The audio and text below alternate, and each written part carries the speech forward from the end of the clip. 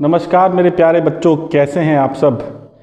देखिए दोस्तों, हमारा सबकॉन्शियस माइंड दुनिया की सबसे पावरफुल चीज़ है। ये हम सब जानते हैं। हमने बहुत सारे मोटिवेशन वीडियो में भी देखा होगा, माइंड से रिलेटेड वीडियो में भी ये बात देखी है। लेकिन उस तक सीधा मैसेज पहुंचाएं कैसे, ये सबसे बड़ी कठिनाई होती है। देखिए दोस्तों, हमारा माइंड, हमारा सबकॉन्शियस माइंड वाई, क्यों पर बहुत बढ़िया रेस्पॉन्स करता है। अगर हम अपने माइंड को तार्किक रूप से क्यों का जवाब दे देंगे तो वो बात सीधे हमारे सबकॉन्शियस माइंड तक पहुंचती है और वो मैजिक क्रिएट करती है। जैसे अगर आपको सुबह उठना है तो आप अपने माइंड से बोलोगे मुझे सुबह उठना है। आप कई बार नहीं उठ पाते हो। ज़्यादातर केसेस में लोगों के लिए बहुत बड़ी समस्या होती है। लेकिन कभी दूध वाला सुबह उठने में आलस मानता है, क्योंकि उसके पास सुबह उठने का सॉलिड रीजन है। कभी जो लोग सुबह दुकान खोलते हैं, दूध वाला है, चाय वाला है, वो आलस मानते हैं अखबार वाला है। देखो, अखबार वाला, दूध वाला, ये तुरंत जल्दी उठ जाते हैं। कई लोगों की नौकरी सुबह बहुत जल्दी होती है, वो भी उठ जाते हैं। ठीक है दोस्त, उनके पास सुबह उठने का रीजन है। क्यों हम सुबह उठे, इस बात का रीजन है। अगर आप लोगों की फ्लाइट सुबह 4 बजे की है तो आप 3:30 बजे अपने आप उठ जाओगे। आपके पास उत्साह होगा वहां पर पहुंचने का, वहां पर जाने का, क्योंकि आपने अपने सबकॉन्शियस माइंड को क्यों का जवाब दिया है। इसी तरह से दोस्त, जो लोग 2 किलोमीटर नहीं चल पाते, 5 किलोमीटर नहीं चल पाते, 200-300 मीटर रनिंग करें तो रुक जाते हैं, वो माता वैष्णो की देवी की चढ़ाई 14 किलोमीटर की वो कर लेते हैं, क्योंकि उनके पास उस समय एक सॉलिड रीजन होता है कि हाँ, हमें ऊपर माता के दर्शन होंगे, स्पिरिचुअली ही सही, लेकिन एक सॉलिड रीजन होता है। ठीक है मेरे दोस्त, ऐसे ही माइकल फेल्प्स का मैं एग्जांपल आपको देता हूं। वो बंदा 8 ओलंपिक के गोल्ड जीत चुका है और आप उसकी जीवनी पढ़ेंगे तो उसने खुद बताया है कि वो अपने माइंड को हमेशा सॉलिड रीजन देता था हर स्विमिंग करने से पहले, हर ओलंपिक से पहले, इनफैक्ट हर डे से पहले, रात को सोने से पहले वो हमेशा कल क्या करना है, क्यों सुबह उठना है, इसका रीजन देता था। सुबह उठने के लिए आपके पास सॉलिड रीजन है तो आपकी जिंदगी वाकई बहुत बेहतर हो जाएगी। मैं आपको एक अपना पर्सनल एग्जाम्पल भी देता हूं। मैं बहुत ज़्यादा फिट बंदा नहीं था, ठीक ठाक सा था। मेरा वजन 83 kg था। मैंने 2010 में इंजीनियरिंग पास की। उसके बाद मैंने काफ़ी मेहनत की एग्ज़ाम क्लियर करने की, गवर्नमेंट जॉब की। 2012-13 में मेरा एक एग्ज़ाम क्लियर हुआ, SSC CPO का। ठीक है दोस्त, रिटर्न मेरा क्लियर हो गया। 2 साल से मैं लगा हुआ था, मेरा एक रिटर्न क्लियर हुआ। अब मेरे पास एक खुशी थी बहुत ज़्यादा कि मेरा एक एग्ज़ाम क्लियर हुआ है। उसके बाद एक हर्डल उसमें थी फिजिकल, 1600 मीटर की दौड़ 6.5 मिनट में क्लियर करनी थी। 100 metre long jump, high jump, extra, ये सारी चीज़ें थी।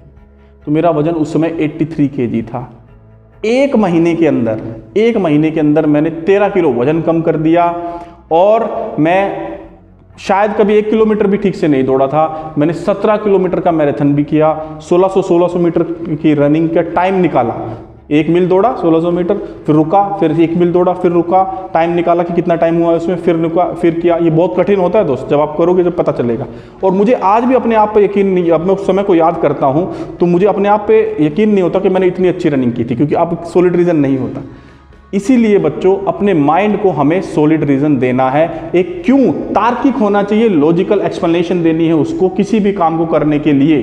तो हमारा माइंड ऐसी स्थिति उत्पन्न कर देगा कि हम बहुत एफिशिएंटली काम करेंगे। ऐसी स्थिति, ऐसा इकोसिस्टम क्रिएट कर देगा कि हम अपने गोल की तरफ खींचे चले आएंगे।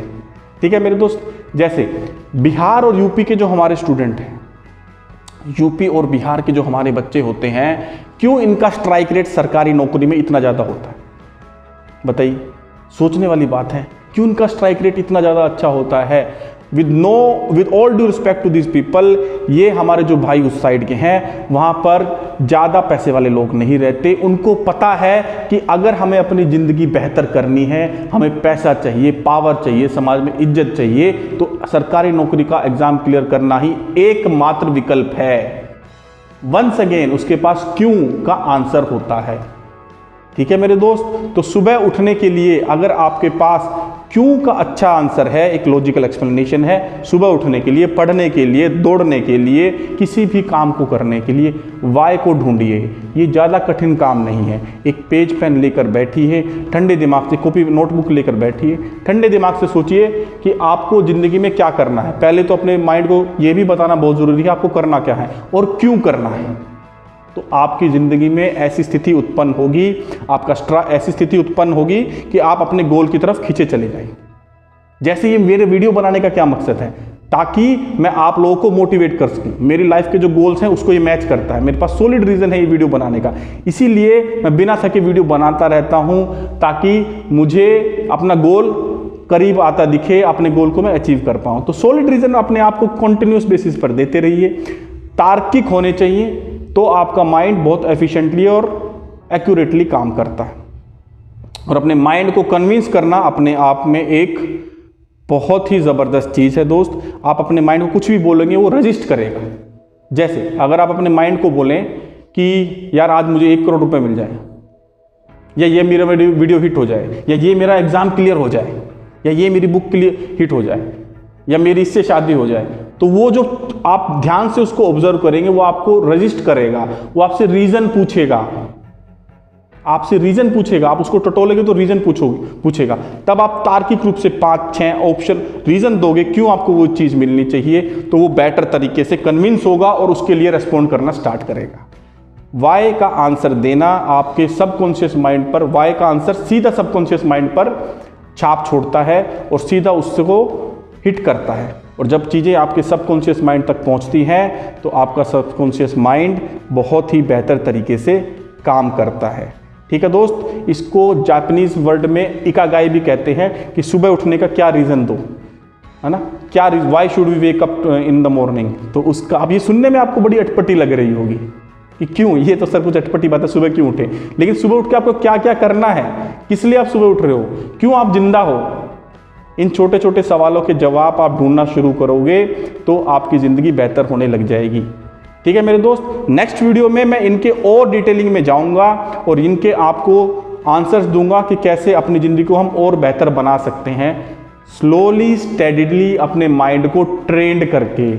दुनिया में हमारे माइंड से ज़्यादा ताकतवर चीज़ कोई नहीं है, मैं पूरी दुनिया की बात कर रहा हूँ। भगवान ने इंसान को शारीरिक रूप से सबसे कमज़ोर बनाया है। आप देखें उसको, पूरी दुनिया में ना हम पंछी की तरह उड़ सकते हैं, ना हम मछली की तरह तैर सकते हैं, ना हम बाज की तरह देख सकते हैं, ना चीते की तरह दौड़ सकते हैं। इनफैक्ट एक छोटी से छोटी चींटी या मच्छर भी हमें मार सकता है। डेंगू का मच्छर हमें मार देता है ना दोस्त, मलेरिया वगैरह हो जाता है। तो आप देखिए हम कितने वीक हैं as far as comparison to other animals is concerned. Physically हम बहुत ज़्यादा वीक है, लेकिन भगवान ने हमें एक इतनी ज़बरदस्त चीज़ दी है, वो है हमारा माइंड। लेकिन आज तक भी मानव की उत्पत्ति के इतने हजारों लाखों साल के बाद भी हमें माइंड की वर्किंग ठीक से नहीं पता और शायद इंटेंशनली बताई भी नहीं जाती। ये सोचने वाली बात है, हो सकता है इंटेंशनली ना बताई जाती हो। हमारे स्कूलिंग में हमें डाइजेस्टिव सिस्टम पढ़ाया जाता है, ठीक है दोस्त, और रेस्पिरेटरी सिस्टम पढ़ाया जाता है, लेकिन माइंड कैसे सिस्टम काम करता है ये कभी नहीं पढ़ाया जाता। और ये प्रॉपरली सिद्धांतों पर काम करता है। दुनिया में प्रकृति के हर चीज के सिद्धांत हैं, एवरीथिंग, छोटी से छोटी चीज के सिद्धांत हैं। माइंड के काम करने के अपने सिद्धांत हैं दोस्त।